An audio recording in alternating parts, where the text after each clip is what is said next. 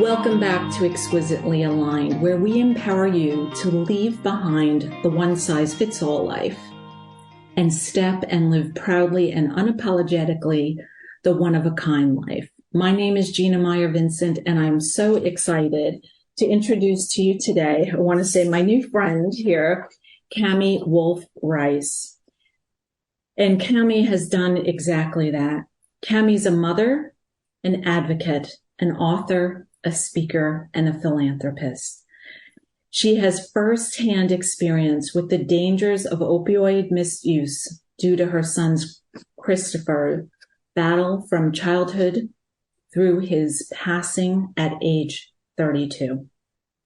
Cammie transmuted her pain into purpose, which is something we are going to celebrate with her today and thank her for. The Flight, Cammie's first book, was released on September 18th, 2022, and brings the reader through the details of her ordeal caring for Christopher. She is committed to educating and implementing alternative, which I'm right up my alley, pain management, alternative pain management. I want to repeat that. Strategies to decrease the use of opioids, which is something I celebrate in so many ways. So Cammie, thank you for joining me today. I am delighted to meet you and share this conversation with you. Thank you so much for having me, Gina. I really appreciate the platform to have a voice. So thank you so much. You're welcome. We spoke briefly last week, and there were so many things that you had mentioned in our short time together that I wrote notes and said, oh my gosh, we could probably talk or I'd like to talk for a week, but I know how busy your calendar is, and my clients need me as well, so I won't do that to you. But one of the things that you had mentioned to me was opioids hijack your brain. And I left that conversation and I told my husband, you know, I didn't have words what it was like for me to be on opioids for 3.5 days after having my hip replaced. Probably because that's exactly what happened and I couldn't speak. And I had 7 days of withdrawals. It was just something that was so bizarre to me. But when you said that sentence, hijack your brain, it really encapsulated my experience. So I'd love for you to give a voice to that, because you say it so eloquently and so short and sweet. And it's a truth that I don't think many people understand the way you do. Oh, thank you, Gina. So, substance misuse starts in many different ways. And how it started with my son is he actually had a health crisis, and he was in middle school when he was diagnosed with a colon disease, ulcerative colitis. He suffered through that horrendous disease. For those of you who are not aware, it's having diarrhea 18 times a day. It's just horrific. And finally, his senior year, the doctor recommended that his large intestine be removed and for him to have the bag. And, so we went, first of all, they had complications in the surgery to start. So he was on morphine for almost 70 days and then leaving. 70 days. And then leaving the hospital. It was at the exact almost same time when Purdue Pharma released Oxycontin as the wonder drug. And we went home with 90 Oxycontin, followed by a huge prescription after the 90. And we didn't even realize what was going on. And he had multiple surgeries following that because he had to get the bag removed. And and then we had a blockage. And so he would go on the, Oxycontin, then go off. And we didn't even realize there was any issue. I didn't even know to ask a doctor any questions. We were told to give him every 4 hours. He had a hole in his stomach. And I think we as a country just, and doctors are fantastic, don't get me wrong, but we don't think to ask questions.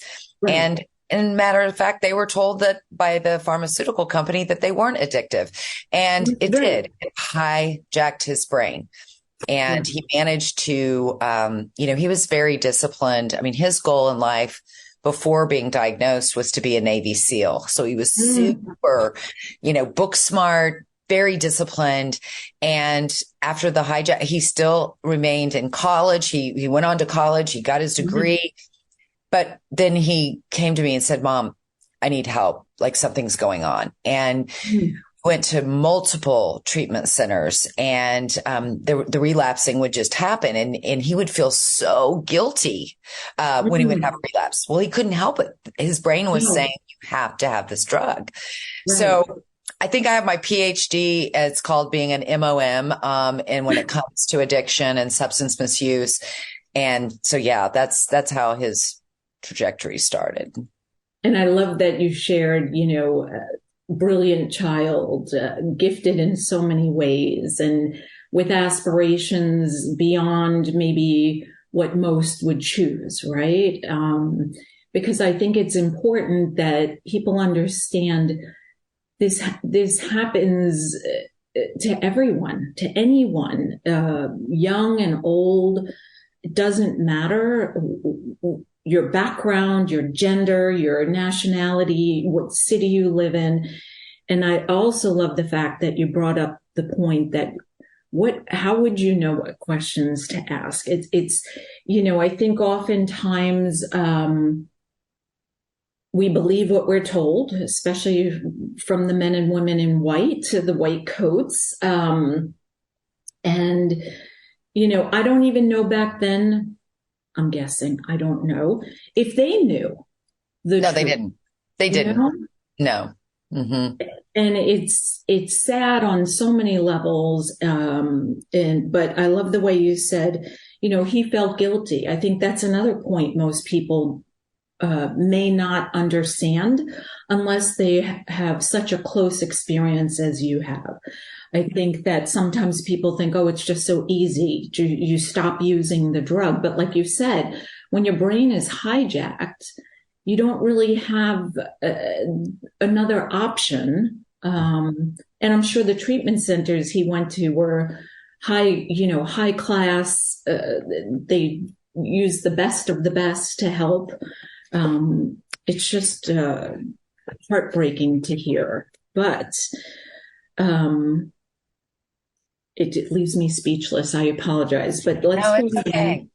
One of the things I speak out about is, and I know AA has helped millions of people. I just feel that there needs to be looked at certain steps of that program. One particularly is when you stand up and you say, I'm Christopher and I'm an addict. It destroyed his self-esteem. It said, Mom, I feel like I'm saying I'm a loser every night at these meetings. And so, I have really been a voice, and it's amazing because there's treatment centers now where people are standing up and saying, I'm extraordinary. I'm a warrior. I can be, I have this, and using positive affirmation instead of owning a disease. We don't say every day, I have cancer. I have cancer. Way. And so I really want to change that in the treatment centers across the country, because I think it really destroys the inner being of being well, but I can go on. It goes against everything we know about, words have vibrations, words have energy, and how you said, we don't walk around saying I'm sick with XYZ in front of a room full of people on a daily basis. Why would we do that? And, that's something I never even thought about. That is brilliant. Cammie, if you were next door, I'd come running over, giving you a hug. So you might be running out the back door. Oh no, here she comes again. But that is so important, because I think that's another thing we need to remember is that words have energy, and we should make sure that we choose the ones that really align with us and make us feel powerful. I'm a warrior. I haven't been knocked down. Whatever everyone, I like to always say we're each as unique as our fingerprint. So what works for one person, a warrior, a goddess, whatever, may not work for the other, but choose a word that really represents and hones in on who you are at that moment, because I believe life changes. What I used to call myself at 30 is now different at 54, And I think I love that point. your son was obviously brilliant beyond years to even be able to give that a voice. Um, that just shows you how insightful he was and connected to his feelings and his inner knowing. Yep. Break the stigma, that's for sure. I think that's the issue in our country. We need to break the stigma on substance misuse. We need to break the stigma on mental illness and Yes. really come together as a communities, right? To support. You hide things because you don't want people to think bad. It took me 2 years to say that Christopher died of an overdose because I wanted my son to have a respectable death. Yeah. How sad is that? Well, it is and it isn't, because I understand where it comes from. It's heartbreaking to me, but I like to say that my life is imperfectly perfect. And I know that when we spoke the other day, you said it differently, and so eloquently. You were saying it's not about. Did you say it's not about looking good?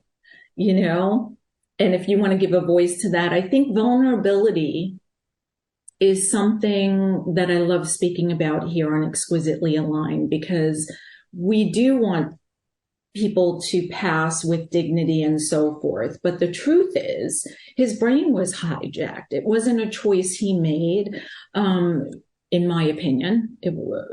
There probably was no choice. You know what I'm saying? But I love when you said that. So do you want to give a voice to that, not about looking good, and how you came to that point where you could be vulnerable? Well, that's the purpose of the book. I really, I wrote The Flight, and I use an analogy of an airplane as our journey of life. And we land at different places in life: happiness, success, sorrow, grief, sickness, and you got to keep flying. People leave your flight unexpectedly and people get on your flight. And so while I share about my journey, it really makes you think about your own journey. But in the book, I had to be completely raw and vulnerable and talk about things, because I believe that everybody has chapters that they don't share with people about their life. And even close friends, you might not share something that happened to you. And I decided that I really needed to come out and say the things that I was embarrassed about and be raw about it. And when I did that, it allowed other people to come up and say, wow, I had the same feeling. I had the same guilt. I had the same, and it's about, failing at marriage and being divorced. And, I'm happily married now, but going through that and feeling bad about it. And so many people, we all carry around these baggages with us. And when you open up and are just vulnerable and forgive yourself, I had to really forgive myself, because as a mother, it is my responsibility to take care of my children. And I love my son, and I felt like it was my fault. What could I have done better, differently? Did I miss something? How did I miss this? I didn't save my son's life. That took a lot. I had to forgive myself, and I have. It was his time, and he's at peace, and he is in a much better place. I know that. It's the missing him that's the part that's just unbearable. But I think if we're all open to not worrying about looking good and being authentic, then we can help each other and we can support each other, and there's no judgment. And it's just a happier place to be. I'm free now. It's kind of bizarre because I'll meet people and they've read my whole book and they know everything about me and I know nothing about them. So it's an unfair playing field a lot of times, but that's okay. All right with it. I'm good with it. I agree with you 100%. I mean, I think that when we show up vulnerable and transparent, and we show people that life is not always easy, we create this safe space, like your book did, or continues to do every day as somebody opens the next page or turns a page. We give them this ability to say, it's okay, you're safe. I mean, I think oftentimes I remember back, right, the saying, it takes a community to raise a child. I think it takes a community to keep a marriage together. Yesterday we celebrated 24 years. And quite frankly, I said to my husband, is this the year I get to like trade you in? Like, or is it next year? Which one is it? Because he wasn't listening to me about something I visually saw for his health. And, and guess who turned out to be right? Just saying. But, we spent the day celebrating at the doctor's office. Oh, fun. Which is always exciting. But, I think that, why is it if we know it takes a village to save or to raise a child and help people stay married, then why is it we do not share things? It's fascinating to me. It's been fascinating as a transformation expert when I meet people, that they're always like, oh yeah, no, I don't know why I told you that. I don't usually tell people, but it's like, no, you're in a safe space. That's why we're here. I believe we're here to share stories and help each other say, it's okay.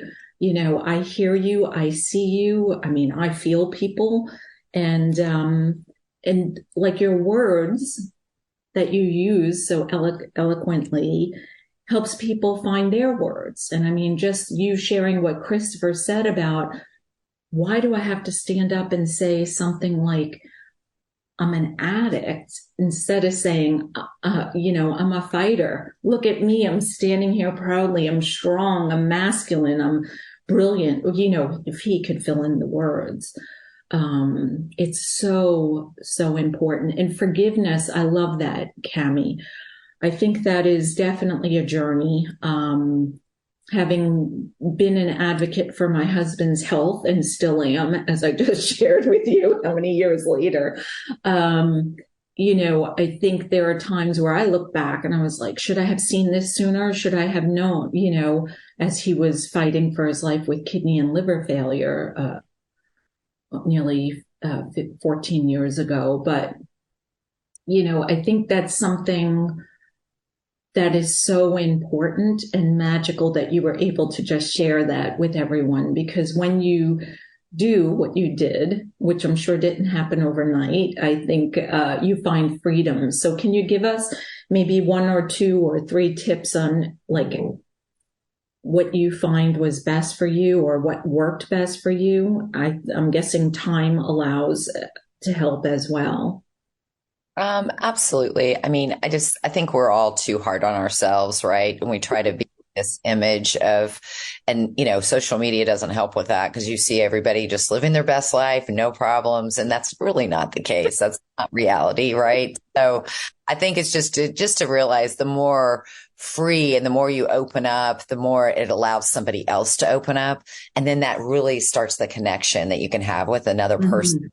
And I think my vulnerability has allowed other people, to come up and say, wow, now I can talk about it. And now I'm okay. And it's okay to talk about it. And people aren't waking up in the morning and thinking about you and thinking about what you're going on with your life, really at the end of the day. And so, I just think it's a huge freedom. It's out there. Everybody knows. And I don't care anymore. It doesn't matter anymore to me. I don't know. I just took it off. And I used to beat myself up with little things, just little things, that really, it went away once I opened up and shared it. So that's my best advice in regards to that, is just to let it go. And I think that, substance misuse in particular, it has always been hidden, and it's kind of, it's like cancer used to be hid, right. Used to be hidden, and AIDS. And this is the same, it's the same stigma as regards to, and, I always say it wasn't the casserole disease. Nobody knew about it. So they weren't able to come over and bring me a dinner when they knew Christopher was in, having issues or in the treatment center. And so I was alone a lot. Yeah. And that's the main key, is you need an ecosystem around you. If you're dealing with substance misuse affects the entire family. It hurts everyone. Everybody is concerned, and everybody needs support when you're going through And so they have to know, your friends have to know in order to support you Yeah. in a non-judgmental way. And Right. it starts in many ways. Christopher started in the hospital. Many Mhm. do start with one prescription. Yeah. Sometimes misuse starts with a dentist giving 30 Percocet for wisdom teeth pulling. Mhm. It can also start just with experiment. You're at school, you have low self-esteem, you have depression, you have anxiety, and you're doing these things to numb and to self-medicate yourself so that you don't feel the pain. Addictions Mhm. many different ways. And so our swim lane at Christopher Wolf Crusade is prevention. I want to stop it before it ever starts. That's where I wanted to be. And so we developed a new position that's in hospitals, because if you look at our society, we have coaches for everything. You can have a Right. birth coach, an executive coach, football, baseball, tennis, you name it. But when you're in a health crisis and you're in Right. the hospital, and the time that you spent with your husband in a hospital, you need a health advocate, you need a coach to say Mhm. on those opioids, this is how fast and how important it is for you to get off the opioids, off the Yes. painkillers, and then to provide mental health techniques to help with anxiety, stress, depression, PTSD. Most Mhm. likely, you're in the hospital, you have all four of those things. Right. So if you've got somebody at bedside, even most of the time, it's a patient needs a listening ear, because Yes. validate someone's pain, Mhm. it makes the pain go down. So Mhm.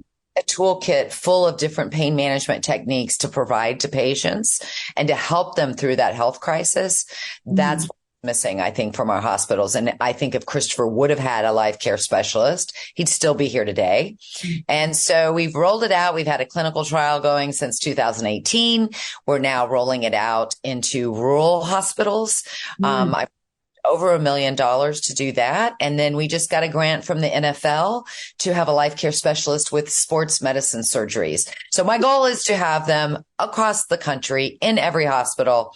And I'm not going to stop until I do. Let's put it that way. I believe you wholeheartedly. I love it. And, as a still licensed yoga instructor, I find that I wish we had more ability to teach young children in middle school, high school, college, and adults, working adults, life skills, the skills of how to deal and how to cope with things and how to be able to give a voice to, I don't feel good. I shared with you, but I'll share just now with the listeners. After my experience with my hip replacement, 54 weeks later, I still cannot believe, but I had the opposite shoulder replaced. And I told the surgeon, I will not take any of these pills, and my husband said, you just have to do whatever, like, we don't know what will happen. So just be flexible, be agreeable. And, it's interesting or fascinating and disturbing would be my real choice of words, how they ask you to get the prescription anyway prior to surgery to have it in your home. It's a problem. Yeah, that's a problem right there because now they're in my home. How do I dispose of them? Thankfully, my husband's a doctor, so he knows how to dispose of them. But most people wouldn't, and I think that it's just sad. One thing you had mentioned when we were talking the other day was that drugs have been around for years. And you were just giving examples of how maybe somebody is introduced or starts that journey or opens up the pill bottle, let's say, or someone else doses it for them. I'd love for you to explain how the difference from what was hundreds of years ago, maybe, to the drugs nowadays, because you hit it perfectly when we spoke the other day. So, I mean, we are a pill popping society, unfortunately. We look for all the answers in a pill, and there are a lot of side effects to pills. And so there, like you just said, with yoga, music therapy, and there's all kinds of techniques that you can do to redistract your brain as opposed to taking a pill. So the big thing is if you do, and there is a place. So everybody out there, there is a place. I'm not saying that there aren't times when people need to have that strong opioid, but they also know how fast they need to know how fast they need to taper off. Yes. Definitely, if you're having your wisdom teeth, all the parents out there, when your kids are having their wisdom teeth pulled, they don't need 30 Percocet. They need ice and Motrin. They don't need a painkiller. They don't need an opioid for that. In my opinion, now this is my opinion. I'm not a doctor. I'll do all my disclaimers, but I've seen addiction start literally with kids just getting their wisdom teeth pulled. And that is inexcusable. And I'm not saying all dentists are overprescribers, but I'm saying dentists are some of the highest prescribers in our country, as are doctors. Now, the prescriptions are going down because there is a database in every state where they're monitoring where doctors are writing prescriptions. I know it is an issue. When my husband had his hip replaced, they said, we're giving you 39. Why 39? Well, it was under the bar. Well, he doesn't need 39. He doesn't need 39, and I'm not taking 39. And it was an argument, and I had to wait. And then I go to the pharmacy. Well, you have to take the full, so it still needs a lot of work, in regards to prescription writing and getting a hold on it. But there's prescriptions. Here's the main number one thing. In addition, there is fentanyl poisoning in street drugs. So what I was referring to, I believe, I talk about this every day, so I don't know who I told what, but I just got back from Washington, D.C. with a meeting with our DEA of the United States of America. This is not this is not a Democrat, Republican. This is a red, white, and blue issue. There's a chemical warfare on our country right now. It's coming over our south border. Fentanyl is coming into our border. It's unbelievable how many children, and they're reaching out to kids on different media platforms, on social media. They're even delivering it to the 14-year-old's house, and they are looking like candy, looking like a Skittle. You're going to dance all night. You're going to party all night. And kids are taking one pill. And yes, it's a bad choice to take a pill. But like I said, people have been experimenting with drugs for a very long time, and they take that one pill and they die. So by making a bad choice, you don't deserve to die. And there's over 100,000 people. It's not an overdose. It's a poisoning. They're only taking one pill, and it could be Adderall, Xanax, Percocet, Oxycontin. You should never take a prescription unless it came directly from the pharmacy and it's got your name on it. Period. End of story. All your listeners need to know. Everyone should own Narcan. It looks like a spray, and you can get it at your pharmacy. It's over the counter. And if you don't think that you would ever need it for anybody in your family, you might need it for a neighbor. You might need it for one of your kids' friends. You don't know, because it's that rampant that's happening. There's every 8 minutes, someone is dying from a fentanyl poisoning. Mm-hmm.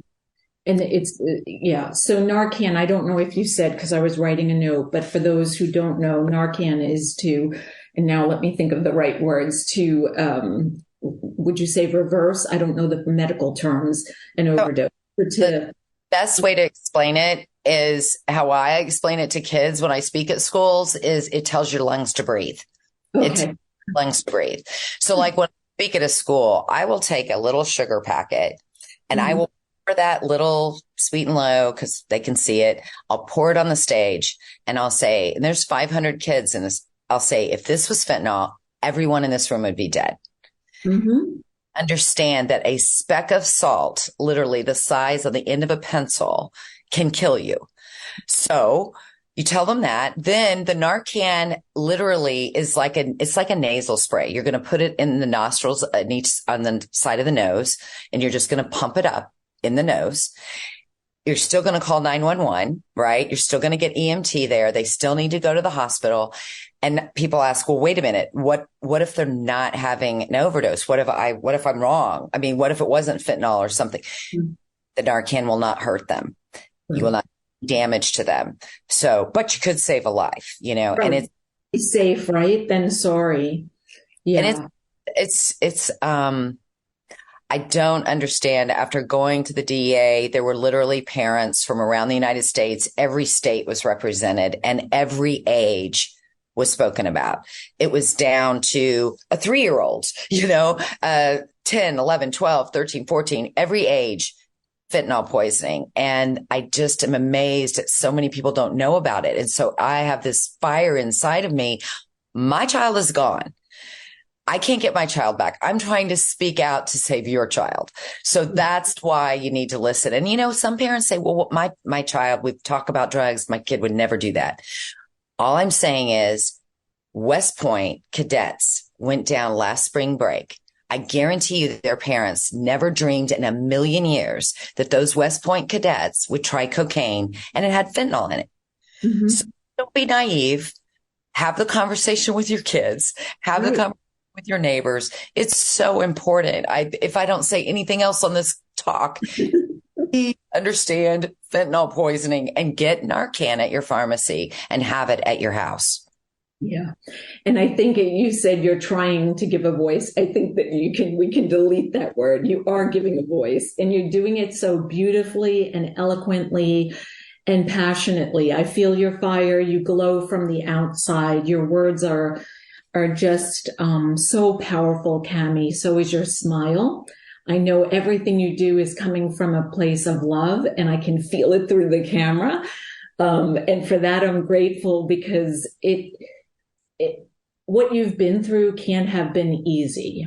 For me, I would say you've been through hell, and so is your family, and so has Christopher, and all his friends, and all your relatives, and all the lives he touched. And I think it's so important to say thank you to you for, going through this journey, which couldn't have been easy at all, but making the choice, the decision every morning, every afternoon, every evening to continue on a path that is positive, that is enlightening, that is sharing, that is empowering others. And I think one other thing I want to hint at, because over the years, 54 years of meeting people and having the luxury of being the resident yoga instructor at different resorts around warm weather places. Let's just say that. I knew which resorts to pick because I like the ocean and warm. But I got to meet people from around the world. And sometimes it happens that it wasn't the child's choice, but somebody put something in their drink or their food.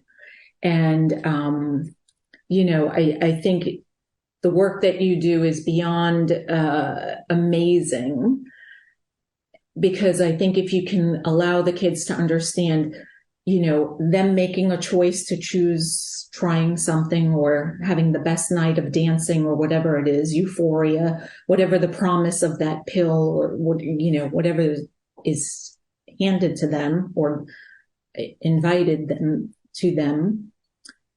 But now you're also letting them know they can hurt someone else by sneaking something in. And I had met a woman that happened to her. Her son was given something without his knowledge. He became addicted and he's no longer here. And it was just, you almost have to have someone pinch you. Am I really having this conversation with this gorgeous woman standing next to me or today across from me? Could this really be happening? And I think that you've touched on so many things. I still am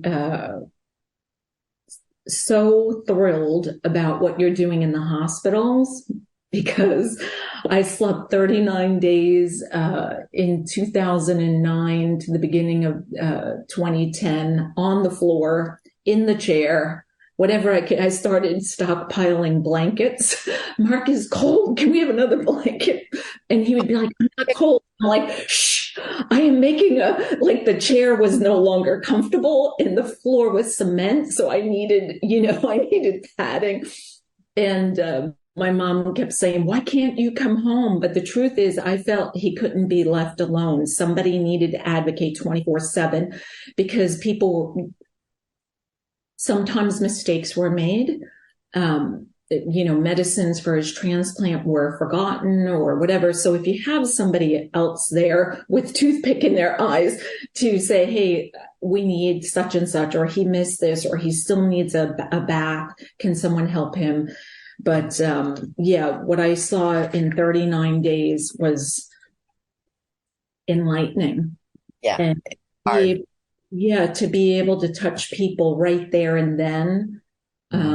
I'm so proud of you. So, because it's been, we have a whole team. We have a research team. Harvard Business School is going to do a case study on the life care specialist.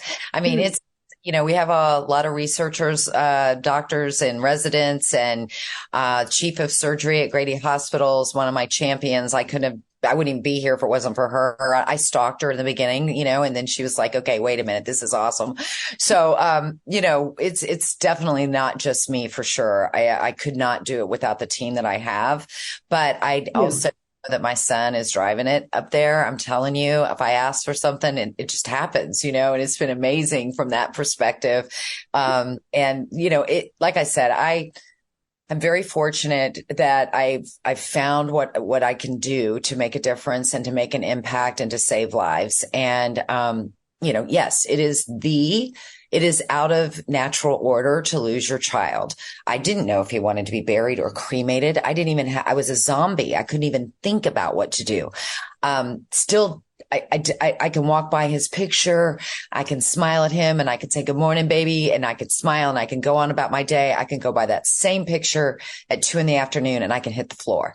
Yeah. Grief is just a very individual thing. You don't know. Some things that you would think would really hit me and devastate me, I'm okay with. And I can be in and buying socks for a guy from Chase, and I grab 2 because I'm thinking Christopher and Chase because I have another son, and I lose.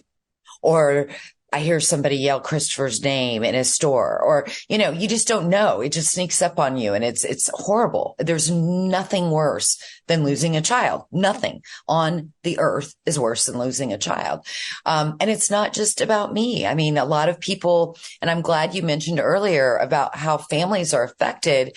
When you look at the opioid epidemic and the fentanyl crisis, just for 1 year, 100,000 people, that's more than we've lost in the last 3 wars, by the way. 100,000 people died, but let's think about how many people are affected by that one person, right? The ecos, right? 40, 50 people.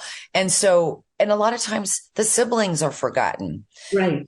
Like on the anniversary of Christopher's death, people will even reach out to my son and say, hey, how's your mom doing? Well, he lost his brother. Right. And that's something I want to talk about. So I'm so glad, I feel connected to you, Cammie, because that's something I experienced too, being a caregiver. How's Mark? How's Mark? And it's like, by day 60 of the how's Mark, you're like, anybody see me? Like, can someone bring me a glass of water? Can you take the kids so I can go to the bathroom?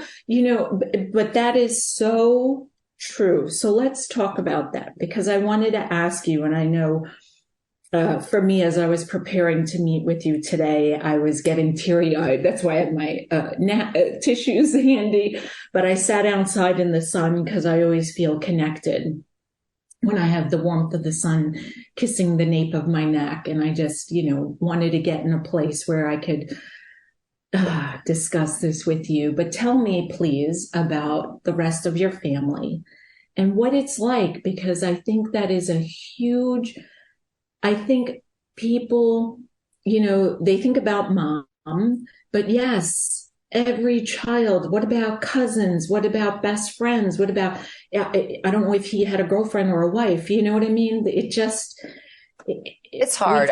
Really, I could write a book about what not to say and what not to do.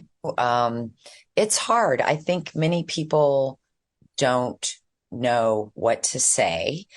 And so at family reunions, I literally had to say to my family, would you please, let's don't act like he never existed. Right. to bring up his name because they don't want to trigger me and they think I'm going to start crying. No, I'm crying because nobody has even mentioned his name. Nobody has said anything about Christopher. And that hurts, but it's really educating people on, things not to say to somebody that's lost a child, like, well, he's with God now. Well, I know that, but right now he's not with me and I'm devastated. So that doesn't, and even though I know that he's with God, you know what I mean? Like there's just certain sensitivities. A lot of times you just want a listening ear. You just want to be able to cry. You just want somebody to hold you and give you a hug and say, God, what a beautiful smile he had, or tell something about Christopher, I talk to a lot of moms that lose their children because they reach out. People, say you need to call Cammie or whatever, just with the book and everything. And I just say what worked for me. I got Christopher's shirt. I got the most comfortable shirt I could find and I wrap it around me. And that's how I was able to sleep. I still have it in my bed to this day.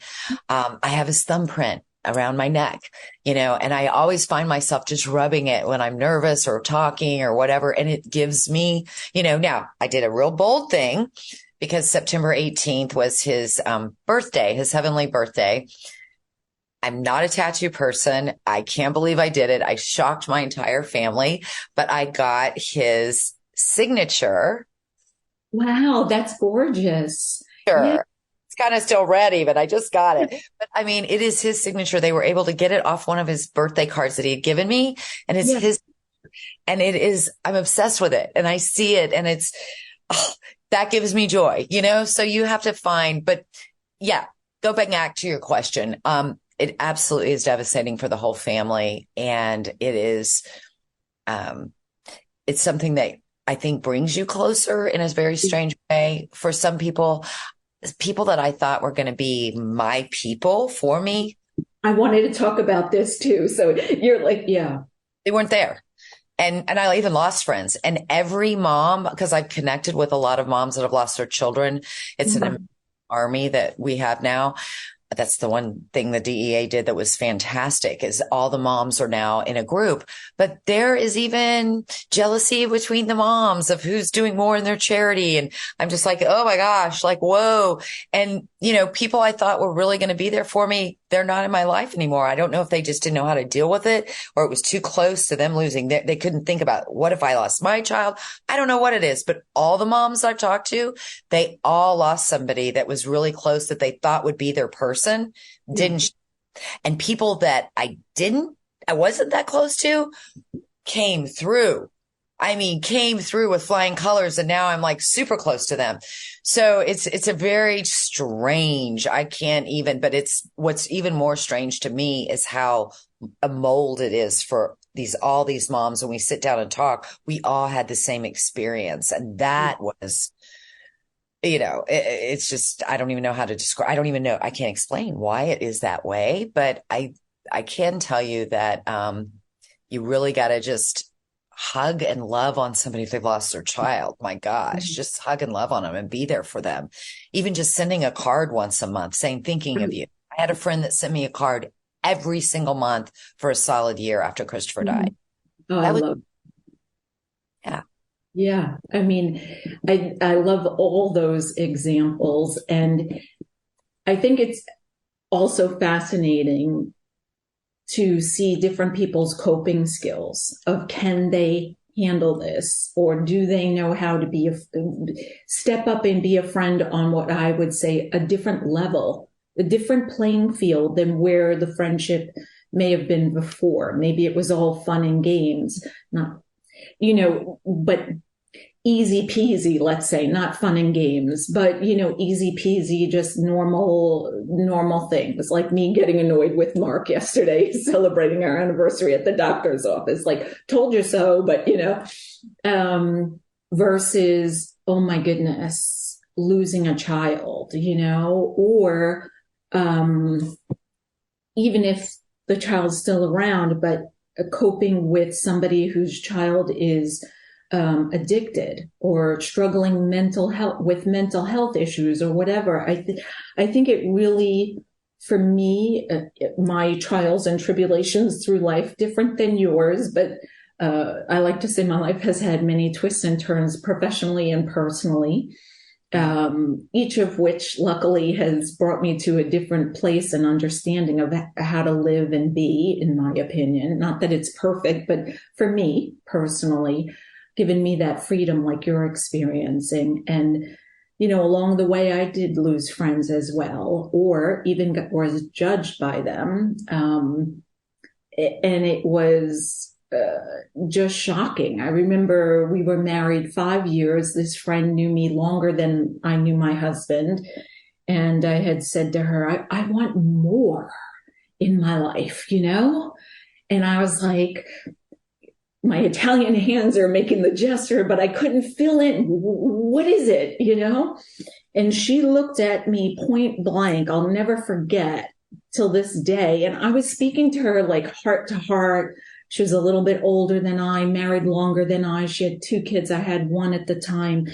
And I thought she could help me like brainstorm what the hell is that 4-letter word more mean. And instead she looked at me and she said, what are you talking about? You have everything. You have this beautiful house on a golf course and you married a doctor and you have a child and you just got back from Italy. Like, who are you?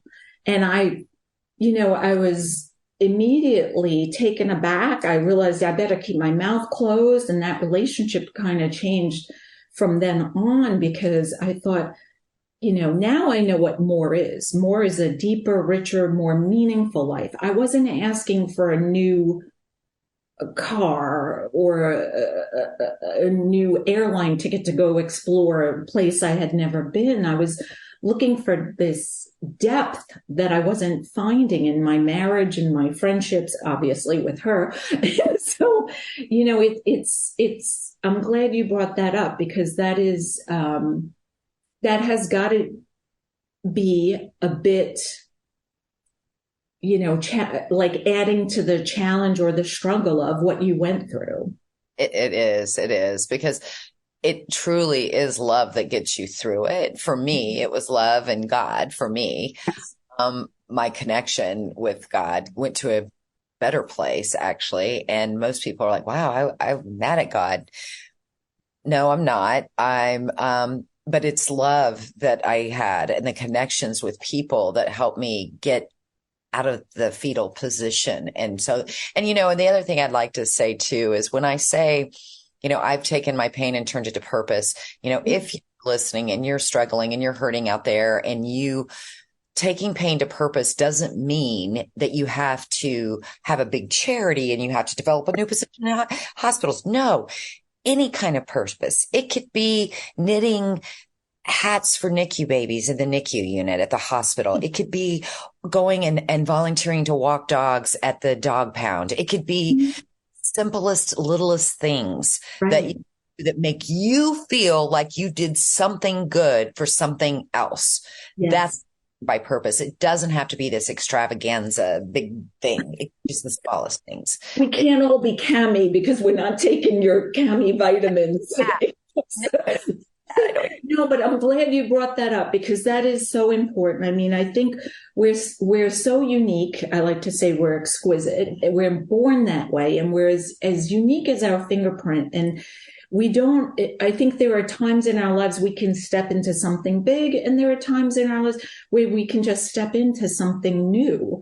And that is a huge, powerful statement that you just made, Cam, along with everything else you've said. But it's something I believe wholeheartedly. I mean, sometimes the purpose could be getting up in the morning and being there for the kids you have still at home. That's right. I mean, gardening, anything that just, get out of the house. You know what I mean? Like, it's just so important just to take care of yourself and to try to stay connected to people. I think that, go find the one that's going to be there for you. Mm-hmm. And the ones that aren't, people in your life for a reason, a season, or a lifetime. And sometimes a combination of that. But yeah, it's so important to stay connected and love. Love is the answer. I know that sounds so cliche, but it's so true. No, you're talking to the choir. You're speaking to the choir here. Love is such a high vibration that I think people overlook when really, when we operate in love, life just becomes so easy. Like you were saying earlier that, Christopher is helping you when you need something. It just comes because I believe you exude love. I'm looking at you, and I'm seeing you glow from the inside. And I know that's not something a thing of red lipstick can do. It's really being that healthy from within, finding that freedom. And I think when you stay in that vibration, or I know from my yoga teaching and Chinese medicine and everything else, that love is such a high vibration when you walk in that faith, in that space, in that vibe. Everywhere you go, the right people come to you, the right things, like you were just saying, you just got back from the DEA meeting, the NFL, all these things, they want to support you, Cammie, because they feel you and they see you as that being full of that soul-filled love deep, deep within. And so I think that's important to say. What I didn't get to ask is, tell us about your surviving children, your other kids, Christopher's siblings. Yeah, so I have a biological son, Chase. He just Mhm. 33 and on September 11th. And then he has a son, Bodie. Bodie was born 6 months after Christopher passed, Wow. named Bodie Christopher. Chase named him Mhm. Christopher, which was great. And literally, that baby saved my life. I mean, it was just the best thing ever. I have an amazing, supportive rock star husband who is supporting everything that I'm doing. I put in the book, I asked him to be my CFO, and with the job description of never saying no. Well, because I need a lot of stuff, right, to do what I'm doing. But he's been incredibly supportive. And then I have two stepsons, Mhm. Steve. So it was four boys when I married John, and we're a blended family. And Steve and Lauren, my stepson, they had a baby girl, and I'm going to her 1 year birthday this Saturday. So we finally have a girl in the family. It's been Yeah. all boys, boys. And I am a mom, and I know how to be a boy mom. I don't know. I'm having fun buying the girl stuff now. So yeah, I've got a strong family of love and support, and that means a lot. It's yeah, it's probably a little.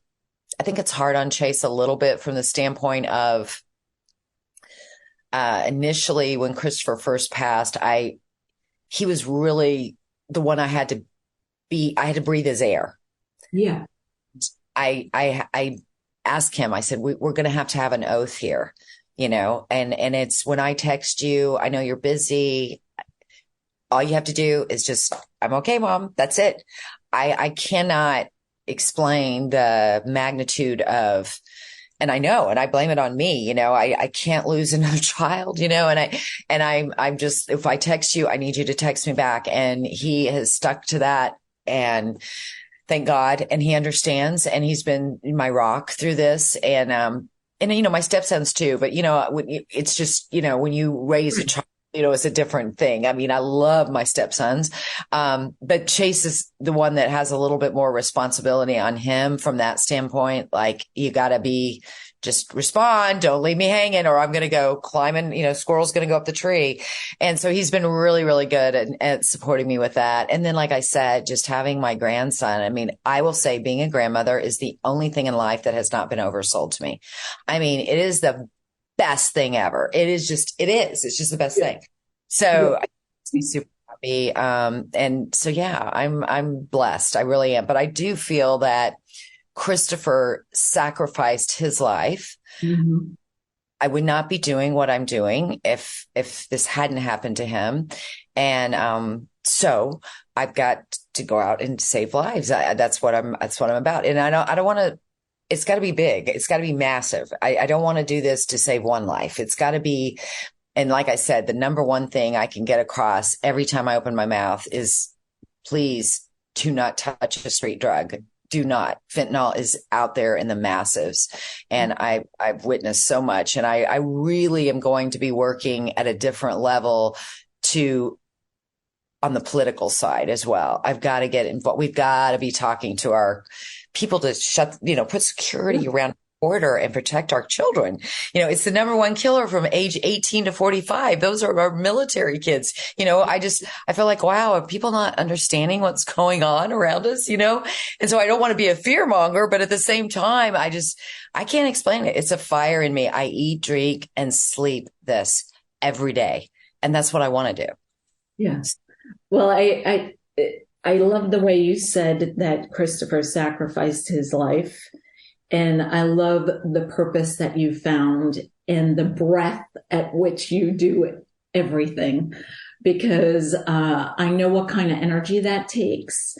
And I'm just happy that you have a supportive husband, children, grandchildren, and so forth, because it's a powerful calling. And I feel like, you coming to that wonderful place of understanding that he did sacrifice his life for something that you could then take on, and like you said earlier, not every mom, dad, sister, brother, stepsister, brother, aunt, uncle, so forth, has to do it in the way that you are doing, Cammie, in across the nation.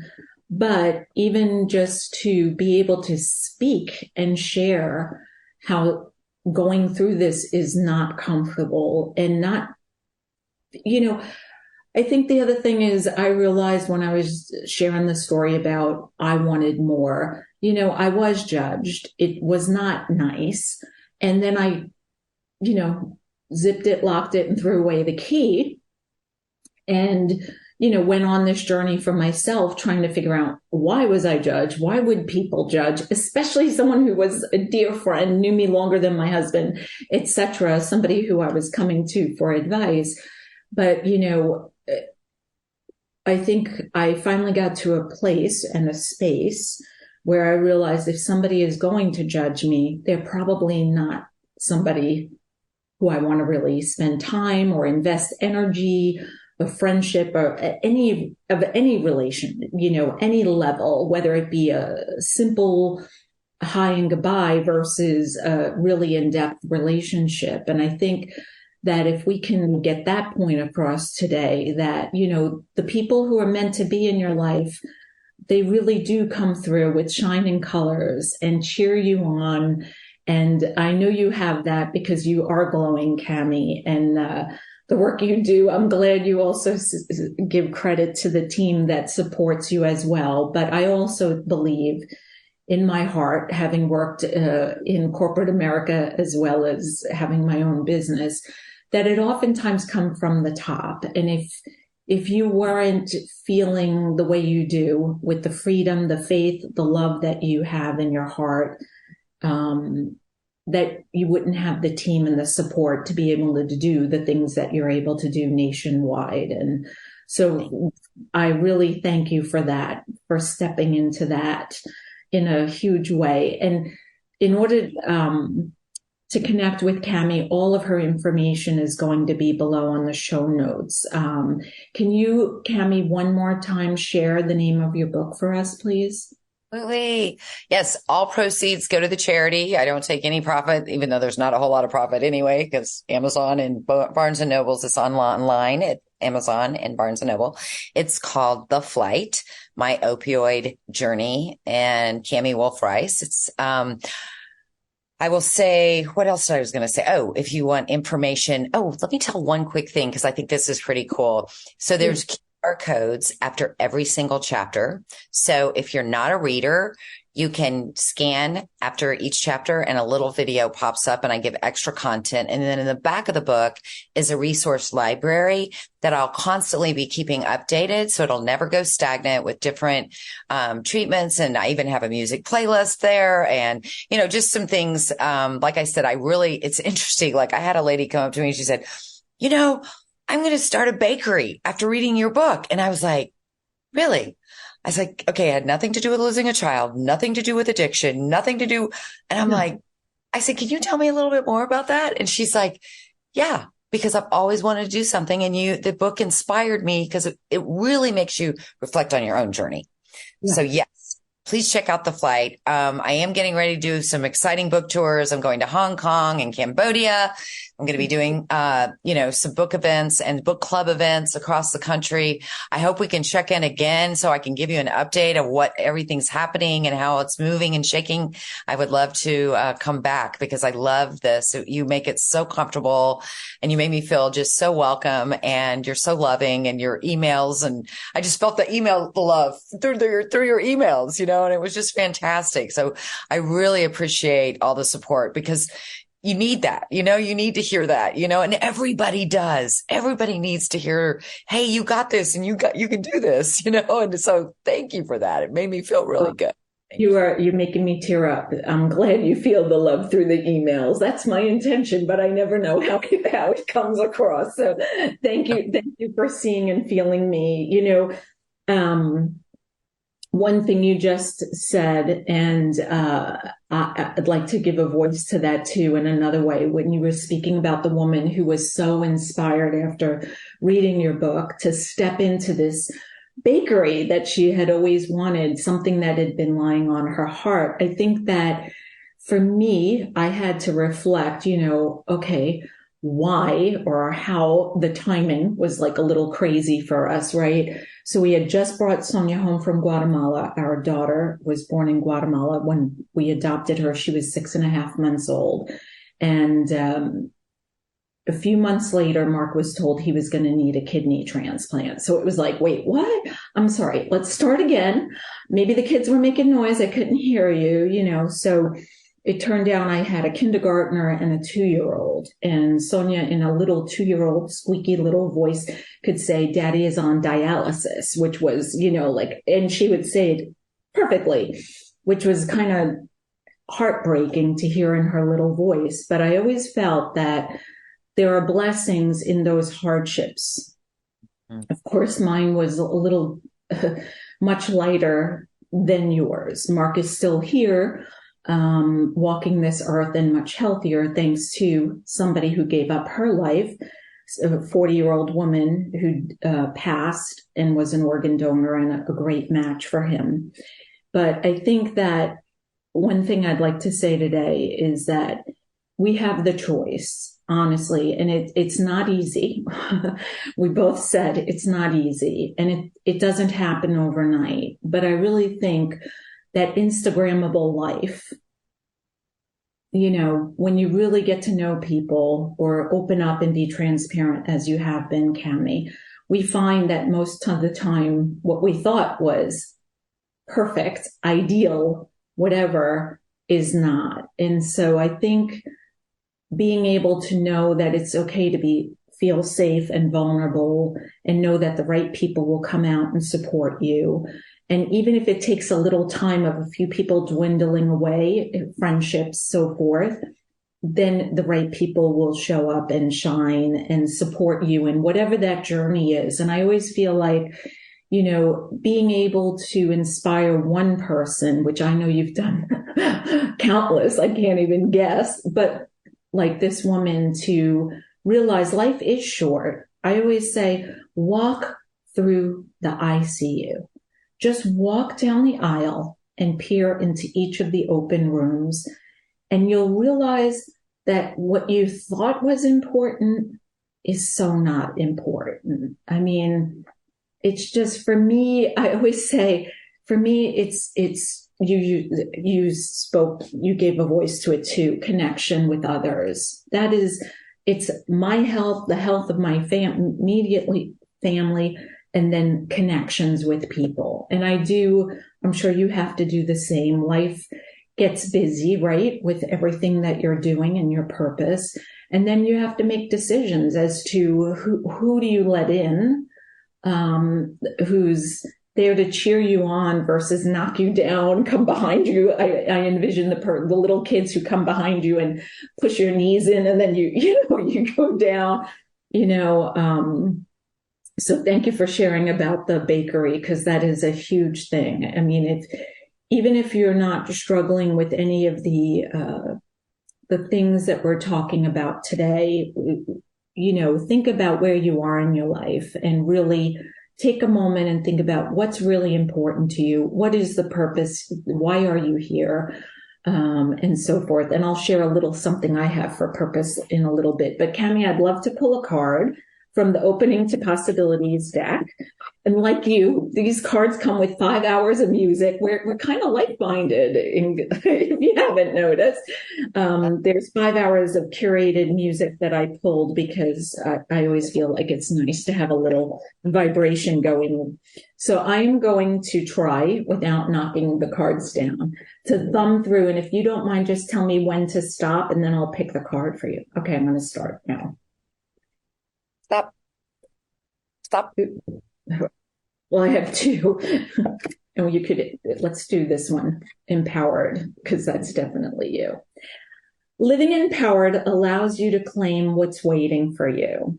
And I think this is so appropriate. So there are 3 questions. You can answer 1 or 2 or all 3. How do you empower yourself? What does empowerment feel like? What is waiting for you to claim? Oh, wow. I didn't know there were questions with the card. You don't have to answer them. I know I put you on the spot. I want to make an impact. That's what empowers me.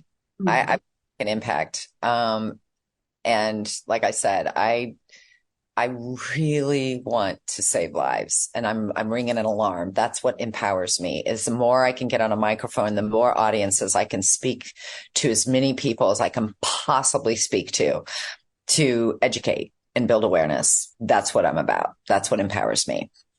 And I love the fact that you do it to all ages, not just the adults and not just the people in power. I'm going to answer a question for you.